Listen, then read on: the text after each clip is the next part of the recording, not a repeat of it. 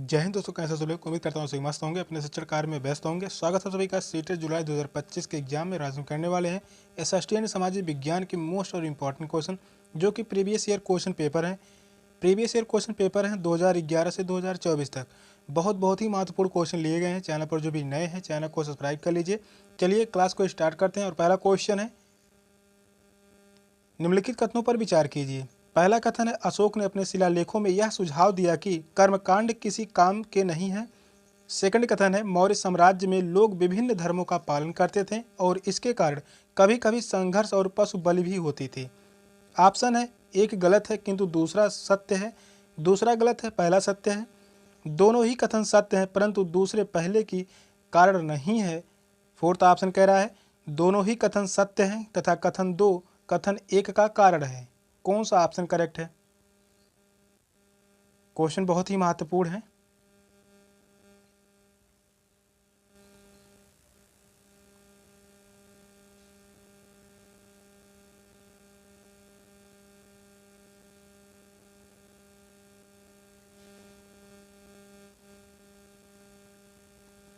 कथन पहला कह रहा है, अशोक ने अपने शिलालेखों में यह सुझाव दिया कि कर्मकांड किसी काम के नहीं है। यह बात सही है। पहला कथन सही है।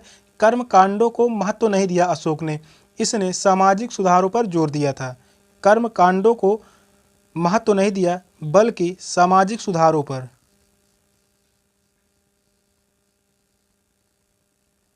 सामाजिक सुधारों पर बल दिया। सेकंड कथन है, मौर्य साम्राज्य में लोग विभिन्न धर्मों का पालन करते थे और इसके कारण कभी कभी संघर्ष और पशु बल भी होती थी।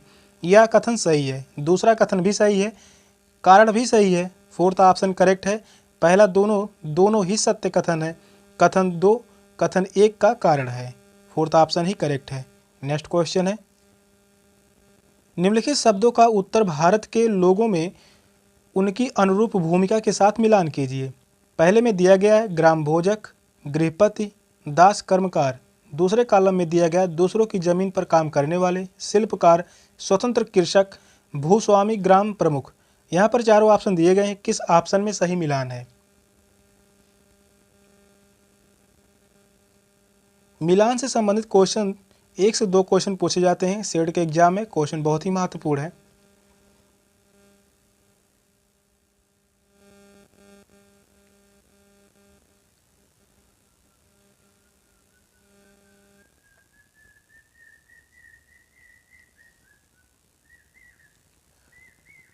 क्वेश्चन कह रहा है, उत्तर भारत के गांव में उनकी अनुरूप भूमि के साथ मिलान कीजिए। ग्राम भोजक का संबंध होगा भूस्वामी यानी ग्राम प्रमुख। पहले का जो संबंध है वह है फोर्थ से, यानी दूसरा और चौथा ऑप्शन गलत है। गृहपति का संबंध है स्वतंत्र कृषक, यानी बी का संबंध जो है वह है तीसरे से। बी का संबंध है तीसरे से। तीसरा ऑप्शन भी गलत है। फर्स्ट ऑप्शन ही करेक्ट है। इस प्रकार से क्वेश्चन हल करेंगे तो एग्जाम में आसानी से क्वेश्चन हल हो जाएंगे। दास कर्मकार, इसका संबंध होगा दूसरों की जमीन पर काम करने वाले। दासकार क्या थे? दूसरों की जमीन पर काम करने वाले। फर्स्ट ऑप्शन करेक्ट है। नेक्स्ट क्वेश्चन है, निम्नलिखित कथन ए और बी पर विचार कीजिए। पहला कथन है, राजस्व की रैयतबाड़ी व्यवस्था के किसान रैयतों और खेतिहर कृषकों के बीच सीधा संबंध स्थापित किया। दूसरा कथन कह रहा है, रैयतबाड़ी व्यवस्था ने ग्राम प्रमुख के माध्यम से राजस्व की अगुवाई पर बल दिया। सही विकल्प का चयन कीजिए। ऑप्शन है, ए सत्य है, बी असत्य है, ए असत्य है, बी सत्य है, ए बी दोनों असत्य हैं, ए बी दोनों असत्य हैं। कौन सा ऑप्शन करेक्ट है?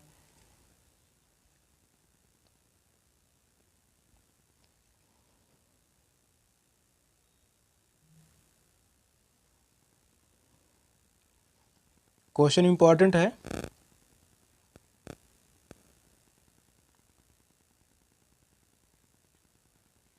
यह क्वेश्चन पूछा गया था 11 जनवरी 2023 में। यह क्वेश्चन 11 जनवरी 2023 में पूछा गया था। क्वेश्चन बहुत ही महत्वपूर्ण है। क्वेश्चन कह रहा है, दो कथन दिए गए हैं, इन दोनों कथनों में कौन से कथन सही है? पहला कथन है, राजस्व की रैयतवाड़ी व्यवस्था ने किसानों यानी रैयतों और खेतिहर कृषकों के बीच सीधा संबंध स्थापित किया। यह बात सही है। पहला कथन सही है। दूसरा कथन है रैयतबाड़ी व्यवस्था ने ग्राम प्रमुख के माध्यम से राजस्व की अगुवाई पर बल दिया। यह बात गलत है। दूसरा कथन असत्य है। फर्स्ट ऑप्शन ही करेक्ट है। पहला सत्य है, दूसरा असत्य है। तो इस क्वेश्चन का जो राइट आंसर है ऑप्शन ए। नेक्स्ट क्वेश्चन है, निम्नलिखित सामाजिक सुधारकों को उनके कार्य के साथ सुमेलित कीजिए। ज्योतिबा राव फूले, बेगम रुकैया सखावत, ताराबाई शिंदे, पंडिता रमाबाई। उनके जो कार्य हैं, पटना और कलकत्ता में लड़कियों के लिए विद्यालय खोले, पुणे में विधवा गृह की स्थापना की, महाराष्ट्र में लड़कियों के लिए विद्यालय खोले, स्त्री पुरुष तुलना लिखी। कौन सा ऑप्शन करेक्ट है? यहाँ पर चारों ऑप्शन दिए गए हैं, किस ऑप्शन में सही मिलान किया गया है वही बताना है। क्वेश्चन यह बहुत ही महत्वपूर्ण है। जितने भी यहाँ पर समाज सुधारक दिए गए हैं, सबसे एक ना एक क्वेश्चन पूछा गया है सीट के एग्जाम में।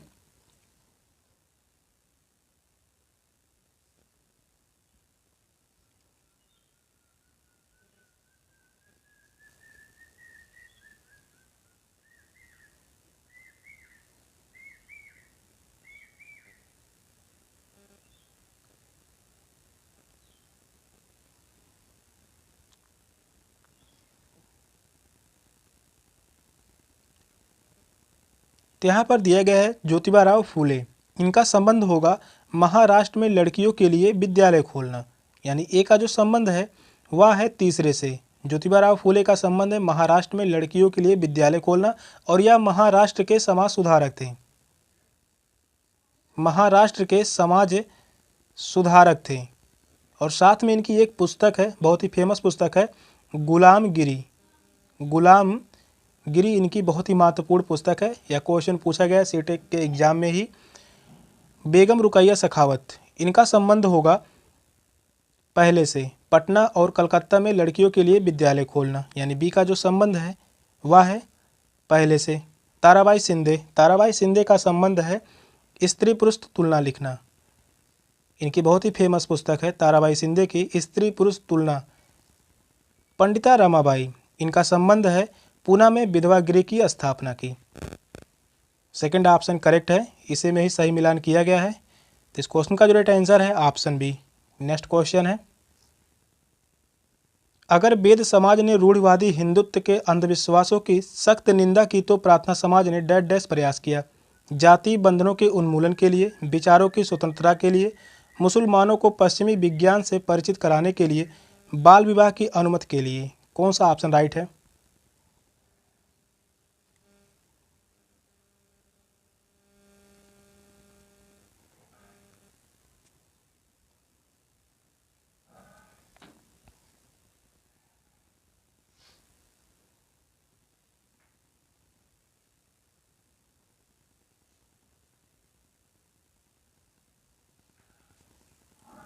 क्वेश्चन इंपॉर्टेंट है।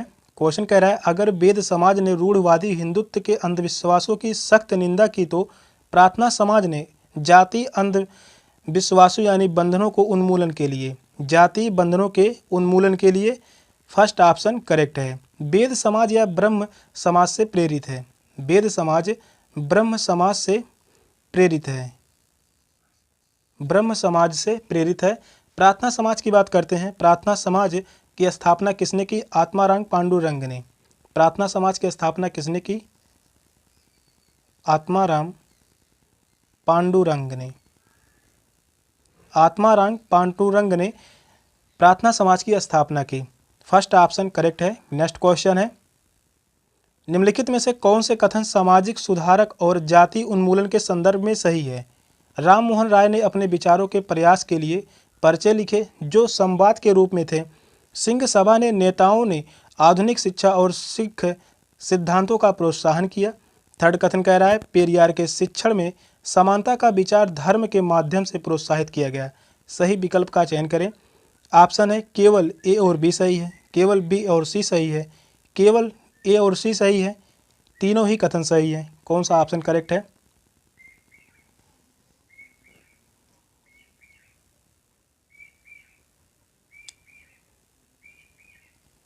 जितने भी क्वेश्चन लिए गए हैं सभी क्वेश्चन प्रीवियस ईयर से हैं। क्वेश्चन बहुत ही महत्वपूर्ण है।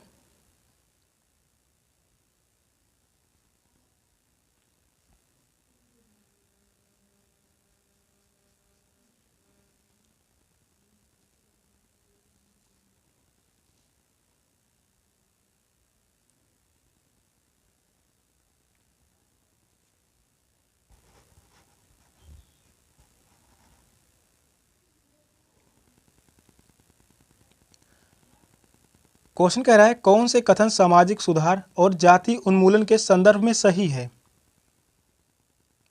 राजा राम मोहन राय ने अपने विचारों के प्रयास के लिए परिचय लिखे जो संवाद के रूप में थे, यह बात सही है। दूसरा कथन है सिंह सभा ने नेताओं ने आधुनिक शिक्षा और सिख सिद्धांतों का प्रोत्साहन किया, यह भी कथन सही है। तीसरा कथन है पेरियार के शिक्षण में समानता का विचार विमर्श के माध्यम से प्रोत्साहित किया गया, यह बात गलत है। तीसरा कथन गलत है। तो इस क्वेश्चन का जो राइट आंसर होगा ऑप्शन ए, केवल ए और बी ही कथन सही है। तो इस क्वेश्चन का जो राइट आंसर है ऑप्शन ए, राजा राम मोहन राय। राजा राम मोहन राय ने ब्रह्म समाज की स्थापना की थी। राजा राम मोहन राय ने ब्रह्म समाज की स्थापना की। ब्रह्म समाज की स्थापना की और इस समाज की स्थापना हुई थी 1828 में। ब्रह्म समाज की स्थापना कब हुई थी? 1828 में। यह भी क्वेश्चन पूछा गया है, बहुत ही महत्वपूर्ण है। फर्स्ट ऑप्शन करेक्ट है। नेक्स्ट क्वेश्चन है राष्ट्रवाद के उदय को प्रतिबिंबित करने के लिए निम्नलिखित को प्रारंभिक से न्यूनतम क्रम में लगाएं। भारतीय लोगों को संप्रभु होना चाहिए, यह चेतना जागृत हुई। इल्बर्ट बिल को वापस लेना, भारतीय राष्ट्रीय कांग्रेस की स्थापना, वर्नाक्यूलर प्रेस एक्ट का पारित होना। तो यहाँ पर क्रम में दिए गए हैं, न्यूनतम से क्रम में दिए गए हैं, वही क्रम बताना है। तो बताइए कौन सा ऑप्शन करेक्ट होगा। क्रम से संबंधित क्वेश्चन पूछे जाते हैं, 1 से 2 क्वेश्चन ही होते हैं और क्वेश्चन बहुत ही महत्वपूर्ण होते हैं। यहाँ पर भी पूछा है न्यूनतम से क्रम, यानी न्यूनतम से आगे।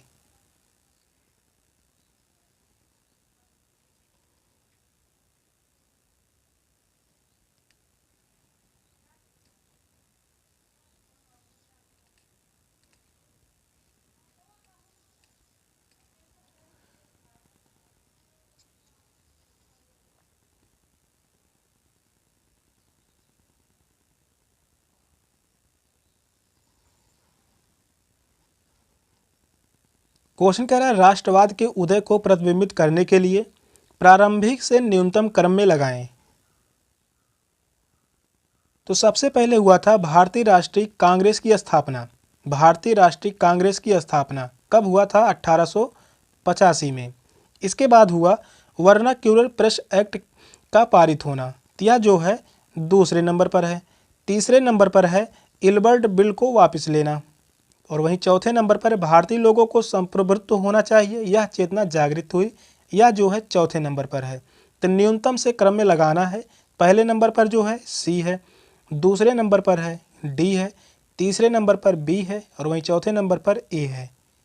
यही क्रम है। किस ऑप्शन में है? तो वह है ऑप्शन सी में। थर्ड ऑप्शन करेक्ट है।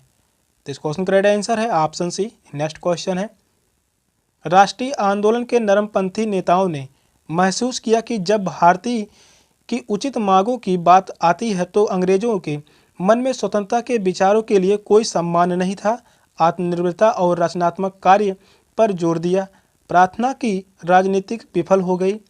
देश की आर्थिक विनाश के विरुद्ध जनमत तैयार किया गया। कौन सा ऑप्शन राइट है?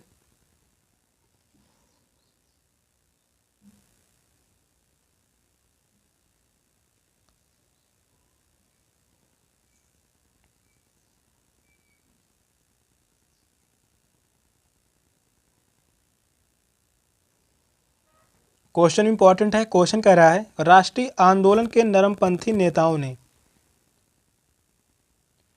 देश की आर्थिक विनाश के विरुद्ध जनमत तैयार किया। फोर्थ ऑप्शन करेक्ट है। नरमपंथी नेताओं ने देश की आर्थिक विनाश के विरुद्ध जनमत तैयार किया। नेक्स्ट क्वेश्चन है निम्नलिखित कथनों पर विचार करें। कथन पहला है 1954 में दूसरी पंचवर्षीय योजना तैयार की गई। दूसरा कथन है दूसरी पंचवर्षीय योजना में निजी संस्थानों के नियंत्रण में भारी उद्योग के विकास पर बल दिया गया। ऑप्शन है दोनों कथन सही हैं, दोनों कथन गलत हैं। एक सही है परंतु दूसरा गलत है। पहला गलत है परंतु दूसरा सही है। कौन सा ऑप्शन करेक्ट है?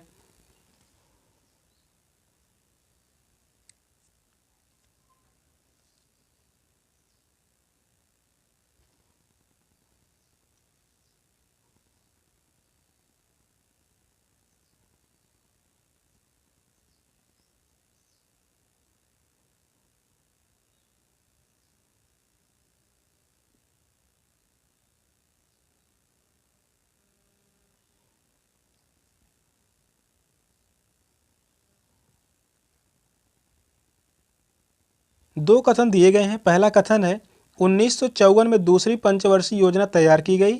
यह बात गलत है। 1954 में नहीं बल्कि 1956 में दूसरी पंचवर्षीय योजना तैयार की गई।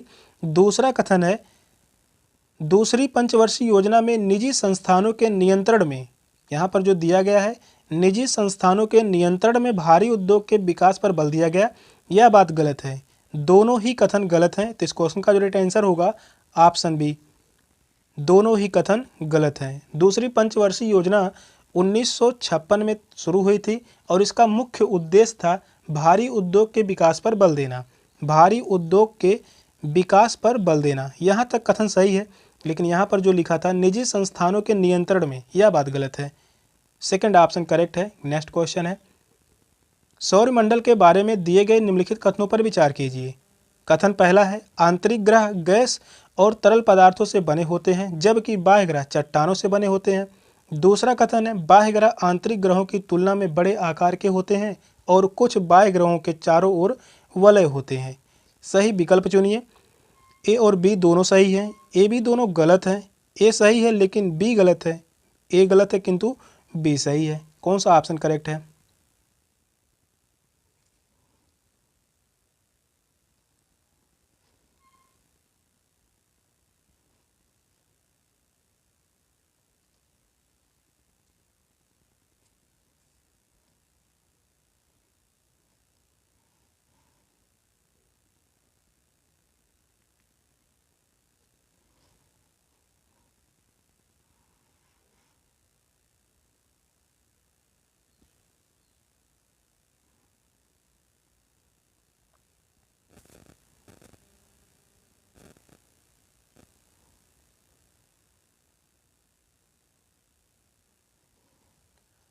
सौरमंडल के बारे में दो कथन दिए गए हैं। पहला कथन है आंतरिक ग्रह गैस और तरल पदार्थों से बने हैं।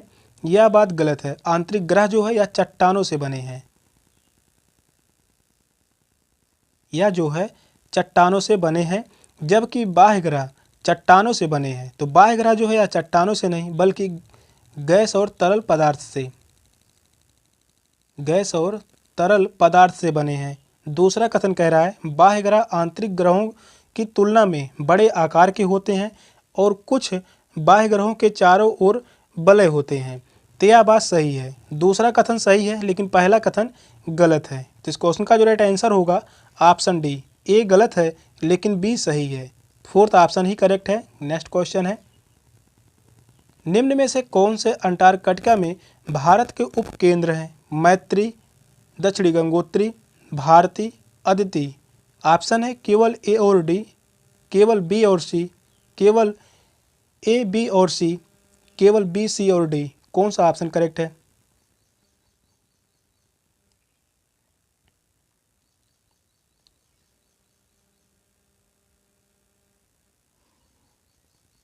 क्वेश्चन इंपॉर्टेंट है या क्वेश्चन 2022 में पूछा गया था।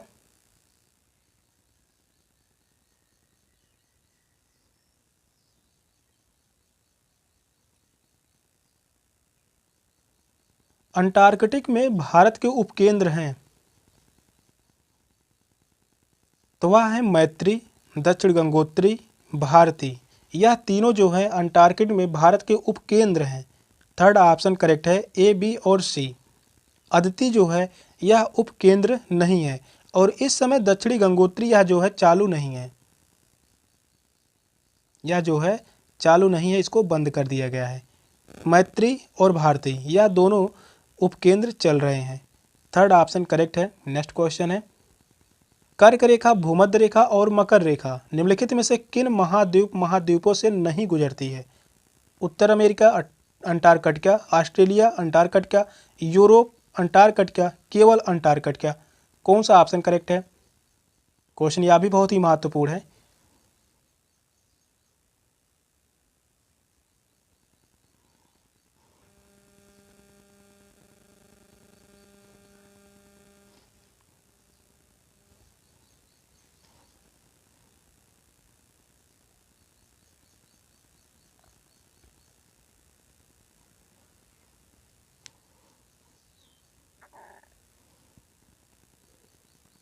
क्वेश्चन कह रहा है कर्क रेखा, भूमध्य रेखा और मकर रेखा किन महाद्वीपों से नहीं गुजरती?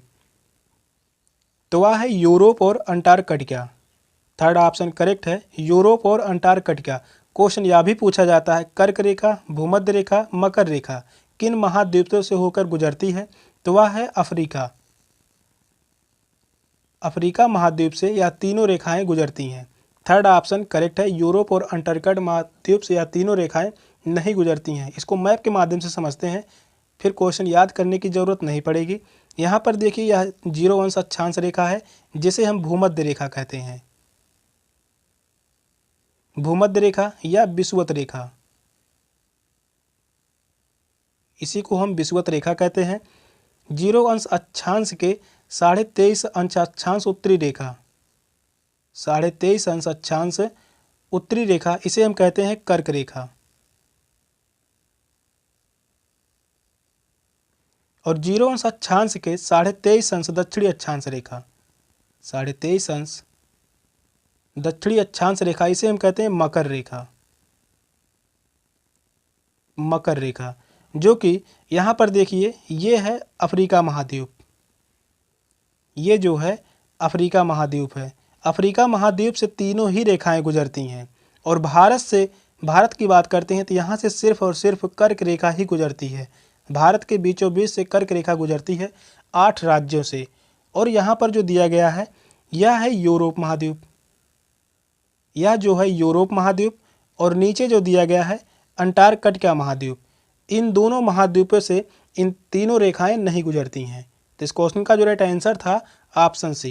नेक्स्ट क्वेश्चन है, भारत में 82.5 अंश पूर्व को मानक यामानोत्तर माना गया है। यह रेखा निम्नलिखित में से किस क्षेत्र से होकर गुजरती है? भारतीय महामरुस्थल, पश्चिमी घाट, सुंदरबन डेल्टा, पूर्वी घाट। कौन सा ऑप्शन करेक्ट है? क्वेश्चन यह भी बहुत ही महत्वपूर्ण है, भूगोल से संबंधित क्वेश्चन है। और भूगोल से क्वेश्चन जो पूछे जाते हैं 15 से 20 क्वेश्चन पूछे जाते हैं सीट के एग्जाम में।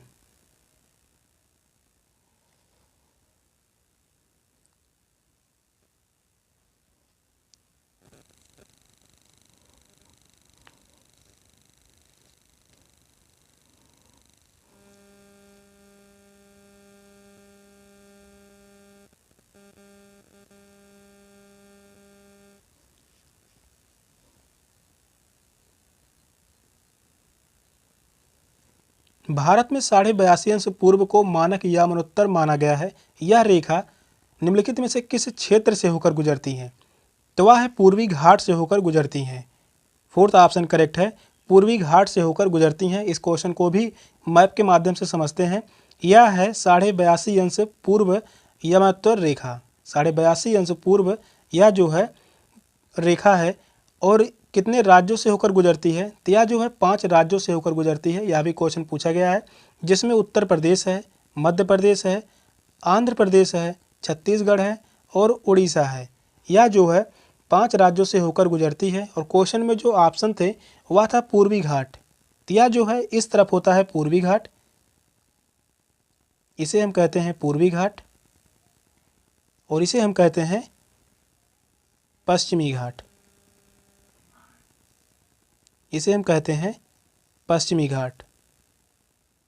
तो यह जो है 82.5 अंश पूर्व को मानक यामानोत्तर माना गया है।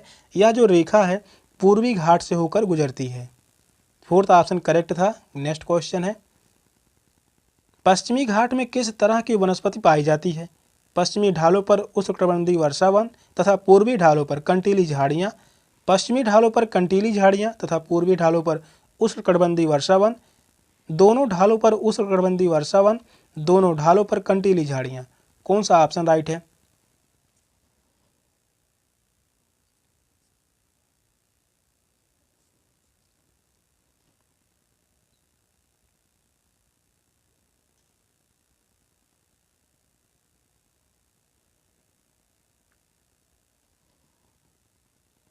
पश्चिमी घाट में किस तरह की वनस्पति पाई जाती है?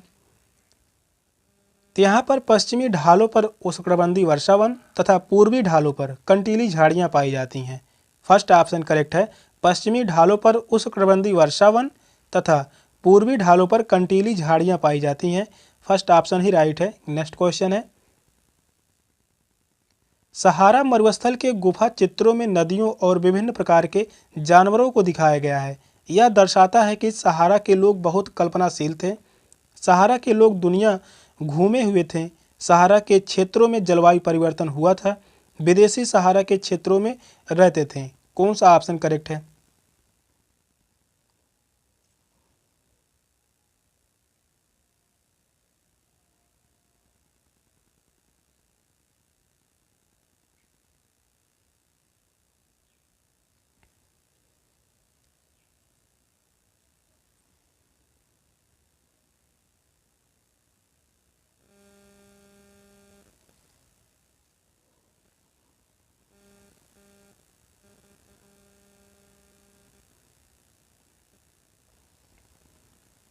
सहारा मरुस्थल के गुफा चित्रों में नदियों और विभिन्न प्रकार के जानवरों को दिखाया गया है।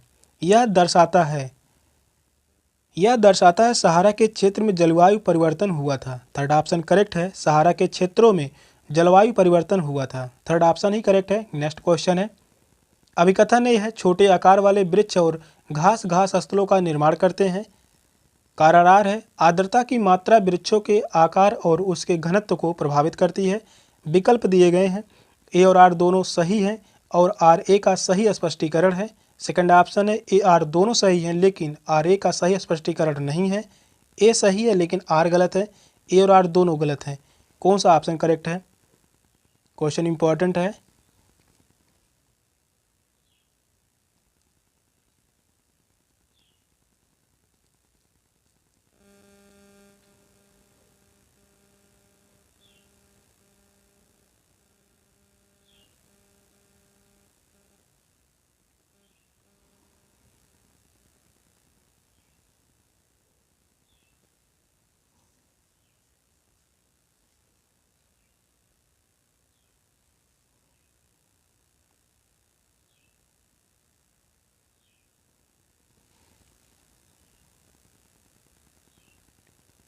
अभिकथन ये कह रहा है, छोटे आकार वाले वृक्ष और घास स्थलों का निर्माण करते हैं। अभिकथन ये सही है। कारण आर है, आर्द्रता की मात्रा वृक्षों के आकार और उसके घनत्व को प्रभावित करती है। यह भी सही है। कारण आर भी सही है। स्पष्टीकरण भी सही हो रहा है। फर्स्ट ऑप्शन करेक्ट है। ए और आर दोनों सही हैं और आर ए का सही स्पष्टीकरण है। फर्स्ट ऑप्शन करेक्ट है। नेक्स्ट क्वेश्चन है, निम्नलिखित में से कौन सी अस्थायी पौने हैं? पूर्वी पवन और मानसूनी पवने, लू और मानसूनी पवने, समुद्री समीर और पश्चिमी पवने, व्यापारिक पवने और पश्चिमी पवने। कौन सा ऑप्शन करेक्ट है?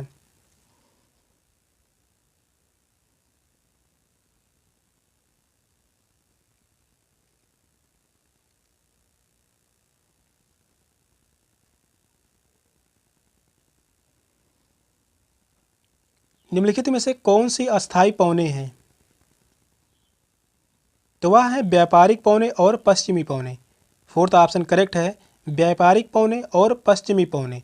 अस्थायी पौने वे होते हैं जो पूरे वर्ष एक ही निश्चित दिशा में बहती हैं और उनमें से व्यापारिक पौने और पश्चिमी पौने शामिल हैं। फोर्थ ऑप्शन राइट है। नेक्स्ट क्वेश्चन है, पौनों के बारे में दिए गए निम्न में से दो कथन दिए गए हैं, ए और बी, उन पर ध्यान दें। पौने उच्च दाब से निम्न दाब की ओर बहती हैं। सेकंड कथन है, पौनों की दिशा निर्धारण में पृथ्वी का अपने अक्ष पर घूमना भी एक कारक के रूप में प्रभावित करता है। सही विकल्प का चुनाव करें। ऑप्शन है, दोनों ए तथा बी सही है तथा बी ए की सही व्याख्या करता है। सेकंड ऑप्शन है, दोनों ए तथा बी सही है किंतु बी ए की सही स्पष्टीकरण नहीं है। ए सही है किंतु बी गलत है। ए गलत है किंतु बी सही है। कौन सा ऑप्शन करेक्ट है? क्वेश्चन जो है इंपॉर्टेंट है। यह क्वेश्चन 2023 में पूछा गया था। 2023 में और 2022 में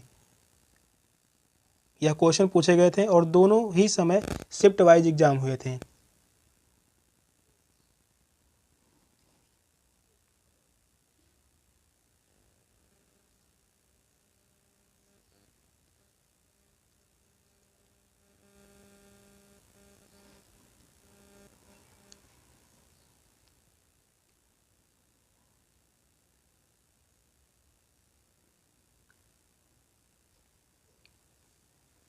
पौनों के बारे में दो कथन दिए गए हैं। इन दोनों कथनों में कौन से कथन सही हैं? पहला कथन है, पौने उच्च दाब से निम्न दाब की ओर बहती हैं। यह बात सही है, पहला कथन सही है। दूसरा कथन है पवनों की दिशा निर्धारण में पृथ्वी का अपने अक्ष पर घूमना भी एक कारक के रूप में प्रभावित करता है। यह भी कथन सही है, लेकिन सही व्याख्या नहीं कर रहा है। सेकंड ऑप्शन राइट होगा। दोनों ही कथन सही हैं, किंतु बी एक ही सही व्याख्या नहीं है। सेकंड ऑप्शन ही करेक्ट है। नेक्स्ट क्वेश्चन है, निम्नलिखित कथनों ए तथा बी को पढ़ें। पहला कथन है विभिन्न जलवायविक दशाओं को चलते भारत में प्राकृतिक वनस्पतियों में काफ़ी विभिन्नता पाई जाती है। दूसरा कथन है किसी क्षेत्र विशेष की प्राकृतिक वनस्पति केवल यहाँ पर होने वाली वर्षा पर निर्भर करती है। यहाँ पर ऑप्शन दिए गए हैं, केवल ए सही है, केवल बी सही है। दोनों ए तथा बी सही है, ना तो ए सही है ना तो बी सही है। कौन सा ऑप्शन करेक्ट है?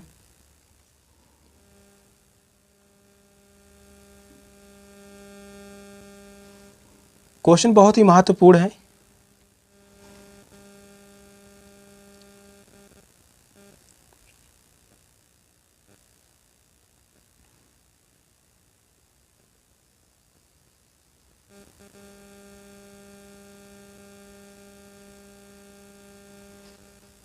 यहाँ पर दो कथन दिए गए हैं, इन दोनों कथनों में कौन से कथन सही हैं? पहला कथन कह रहा है विभिन्न जलवायु दशाओं के चलते भारत में प्राकृतिक वनस्पतियों में काफ़ी विभिन्नता पाई गई। यह बात सही है, पहला कथन सही है। दूसरा कथन कह रहा है किसी क्षेत्र विशेष में प्राकृतिक वनस्पति केवल यहाँ पर होने वाली वर्षा पर निर्भर करती है। यह बात गलत है। वर्षा के अलावा तापमान, मिट्टी और अन्य कारकों का भी वनस्पति पर प्रभाव पड़ता है। तो दूसरा कथन गलत है, पहला सही है। तो इस क्वेश्चन का राइट आंसर होगा केवल ए ही सही है, फर्स्ट ऑप्शन राइट है। नेक्स्ट क्वेश्चन है लौह अयस्क से संबंधित प्रिंस चार्ल्स पवन कहाँ अवस्थित है? ऑस्ट्रेलिया में, अंटार्कटिका में, उत्तरी अमेरिका में, दक्षिणी अमेरिका में। कौन सा ऑप्शन करेक्ट है?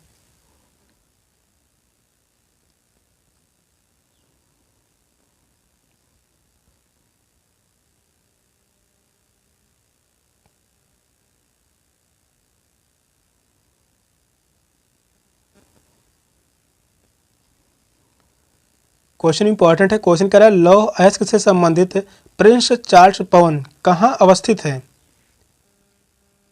यह है अंटार्कटिका में। सेकंड ऑप्शन करेक्ट है, अंटार्कटिका में स्थित है प्रिंस चार्ल्स पवन। सेकंड ऑप्शन ही करेक्ट है। सेशन का लास्ट क्वेश्चन था। क्वेश्चन कैसे लगे कमेंट में जरूर बताइएगा। चैनल पर नए हैं, चैनल को सब्सक्राइब कर लीजिए। मिलते फिर अगली क्लास में, तब तक के लिए बाय बाय, टेक केयर, जय हिंद।